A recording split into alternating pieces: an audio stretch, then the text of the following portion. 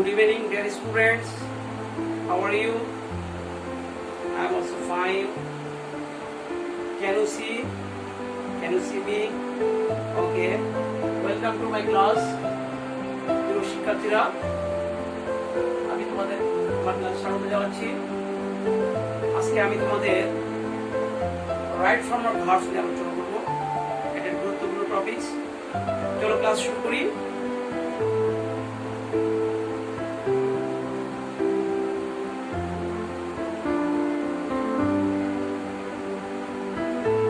Right form of verbs শিখতে গেলে তোমাদেরকে মূলত তিনটা জিনিসের পর দক্ষতা রাখতে হবে। একটা হলো কনজুগেশন অফ ভার্বস, টেন্স এবং নাম্বার পারসন, এগুলো। রাইট ফর্ম ভার্বসে আজকে আমরা কিছু নিয়ম জানি। চলো শুরু করি। ফার্স্ট নিয়ম দেখো, নিয়ম 1, প্রেজেন্ট ইনডিফিনাইট টেন্সের ক্ষেত্রে তিনটা গঠন হয়।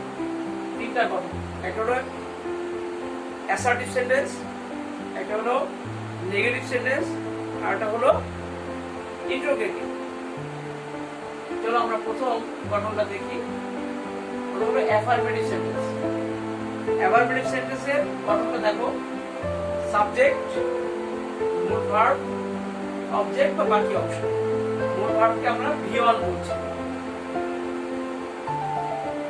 তবে এখানে বিশেষ দ্রষ্টব্য হলো সাবজেক্ট যদি 3PS হয়, 3PS বলতে থার্ড পারসন সিঙ্গুলার নাম্বার হয়, তাহলে ভার্বের শেষে s বা yes যোগ করতে হবে। চলো আমরা উদাহরণ দেখি। যেমন the sun rise in the east, সূর্য পূর্ব দিকে ওঠে। The sun third person singular number, তাই কি হবে? রাইজেস হবে। দেখো, the sun rises in the east. ওকে,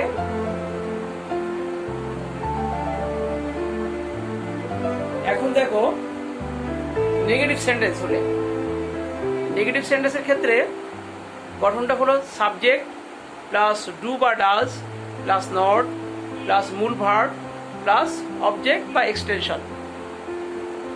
এক্ষেত্রে মূল ভার্বের শেষে এস বা ইয়ে যোগ হয় না।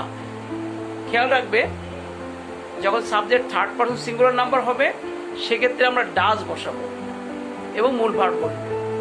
একটা এক্সাম্পল দেখো, যেমন I not drink wine, I not drink wine.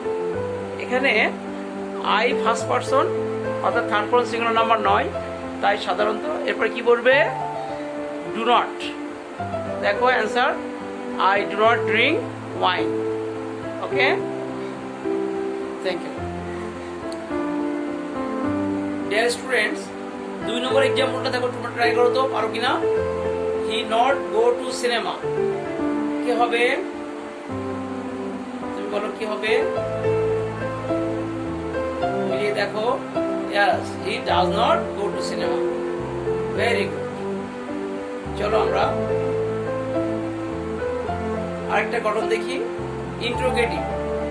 দেখো ইন্টারোগেটিভ সেন্টেন্সের গঠন যদি WS থাকে, WS টা আগে বসাবা। WS এর নেম জানো তো? হ্যাঁ, তোমাদের WS এর গঠন শেখানো হয়েছিল। ডু বা ডাজ, সাবজেক্ট, মূল ভার্ব, এক্সটেনশন, প্রশ্নবোধক চিহ্ন। আমরা একটা এক্সাম্পল দেখি। মিম গো টু স্কুল, লাস্টে কোশ্চেন চিহ্ন দেওয়া আছে, অর্থাৎ এটা ইন্টারোগেটিভ সেন্টেন্স। এখানে কোনো WS নাই, তাহলে ডু বা ডাজ থেকে শুরু হবে। যেহেতু Mim third person singular number, তাই আমরা বাক্যের শুরুতে কি বসাবো? ডাজ বসাবো। Does Mim go to school. দেখো ডাজ হওয়ার কারণে এখানে আর গোজ হলো না, বুঝতে পেরেছো? ওকে, এখন দেখো WS কোশ্চেন আছে, অর্থাৎ ওয়েন আছে। When they eat their meal generally, সাধারণত তখন কখন তারা মিল খায়, খাদ্য খায়। তো ওয়েন আছে, ওয়েনের পরে আমরা কি বসাবো? ডু বা ডাজ। যেহেতু এখানে থার্ড পারসন সিঙ্গুলার নাম্বার নাই, তাই আমরা ডু বসাবো। When do they eat their meal generally. ওকে,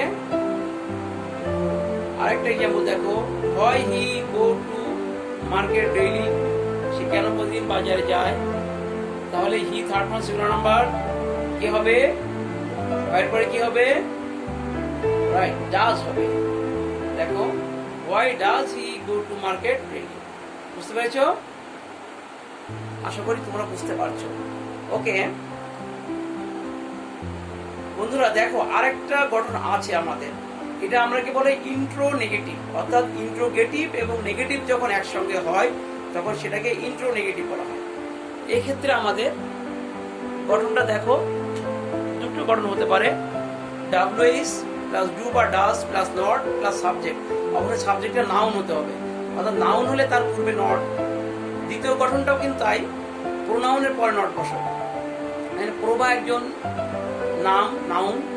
দেখো, Prabha not does, Prabha does not Prabha go to village, does Prabha not go to village লিখলে হবে না, কারণ প্রভা হলো নাউন, নাউনের আগে নট করবে। বি নম্বর দেখো, হি বা শি থাকলে এটা প্রোনাউন, তাই does she not go to village.